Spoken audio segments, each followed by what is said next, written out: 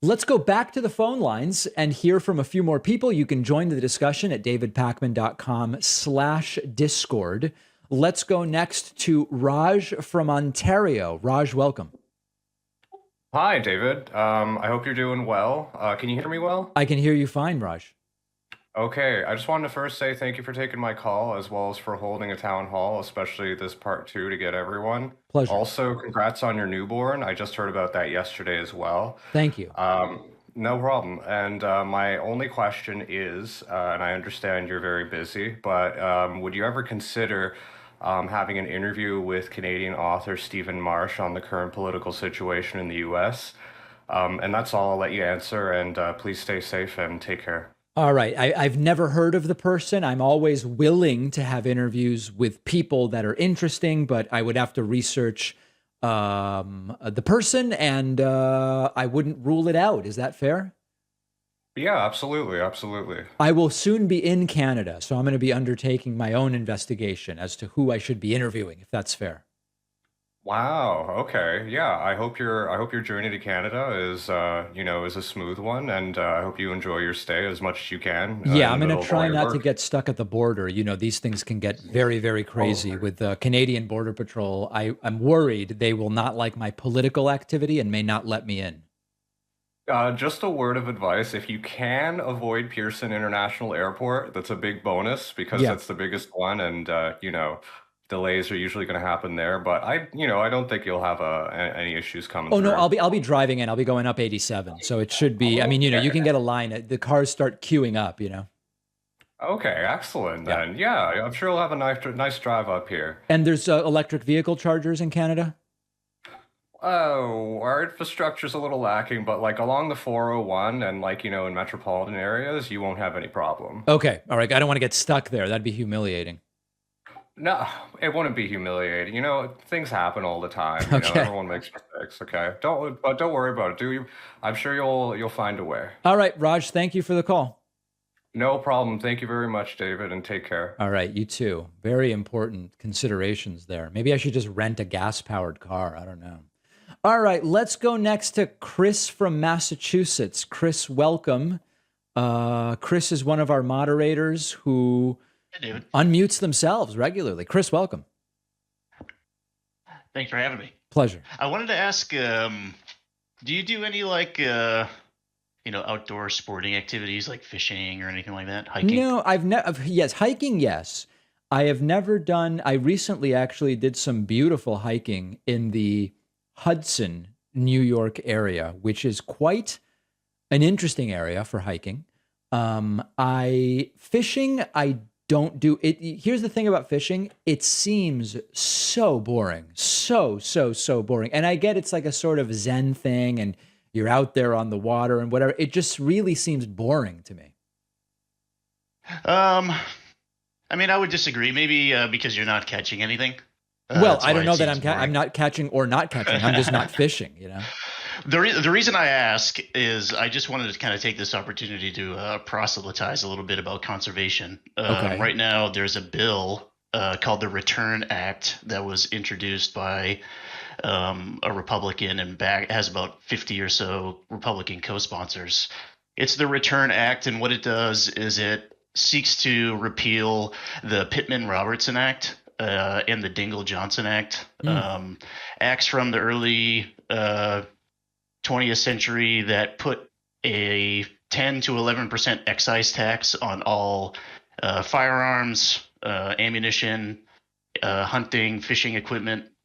And the revenue from these two bills in some states makes up about 60% of all of the conservation funding Okay. for maintaining state parks, maintaining public waterways, and I think that because of how much funding for conservation comes from like the sporting and the outdoors, the sporting part of the outdoors community, Yeah. we on the left really need to think of like some creative ways to continue to fund conservation. One of the proposals that has been fought against by the outdoor industry, is what people call a backpack tax. This would be a similar excise tax, 1 to 3%, on other recreational, goods like boots, dirt bikes, backpacks, outdoor apparel. And as somebody on the left who is a hunter and an angler, I get a lot of kind of pushback from people of the left that have a distaste for hunting and fishing, which is fine. But we can't cede the conservation effort to the Republicans because they are going to continue, just like every other aspect of government funding. They're going to try to undermine it, abolish it, and privatize it. That's and we're going without to a doubt. see Without a doubt, that's yes. what they will try to do. Chris, I love the declaration. Incredibly powerful. Did you have a question for me?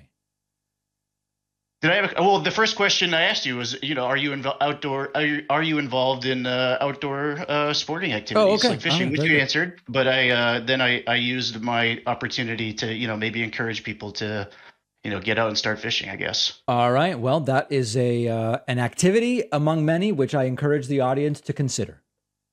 Thank you, David. All right. Chris from Massachusetts with a number of different items on the agenda. Let's go next to Yoink from the Philippines. Yoink, welcome. Oh, can you hear me well? Yes, I can. Oh, hi. I'm only using an earphone mic, so I think my audio is going to be a little bit messed up from your part. Well, let's do But what is we it can, clear? Yoink. Welcome. Hello. So I don't really have a particular question in mind, but I'm sure you've heard that we have a new president. Yes. A very controversial one. Indeed. Yes. Yeah, indeed, very much. So actually, I was a member here for a long time, let's say last year, and I was just kind of educating people on what they really want to know and what they want to ask anything about the Philippines. And so, do you have anything to ask me? Well, so do you live reversing in a the question on city you. or in a more rural part of the Philippines? I live in a city. You live in a city, okay. I live in, yeah. So is life in a city in the Philippines? I don't know how much have you traveled, for example, to Western Europe or the United States?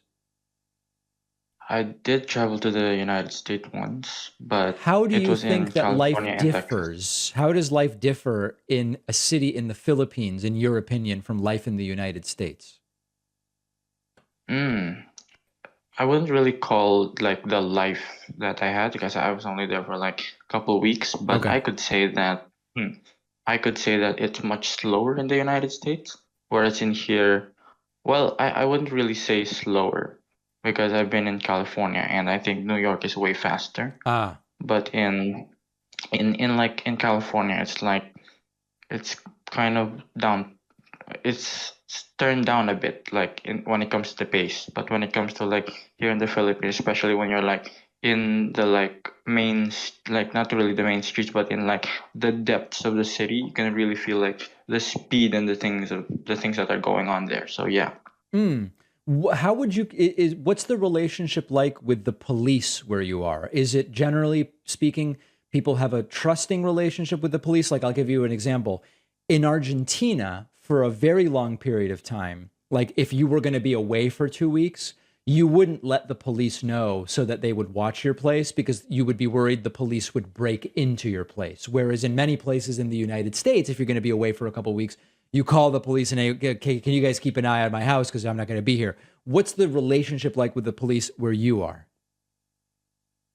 It has a little bit of a trusting effect because especially during the Rodrigo Roa Duterte's time, when he was still the president, especially at that time, people didn't trust him, and now at least now this time, there's a little bit of a trusting effect, especially when it's a new guy, so maybe he will it's not that it's officiated that the drug war has ended, that the highly controversial drug war has ended. Yeah. But it seems that, it's not reported as much anymore. I don't really hear anything anymore, killings or stuff like that. I mean, do you hear any more of killings? I mean, I don't. So killings in the Philippines, you mean?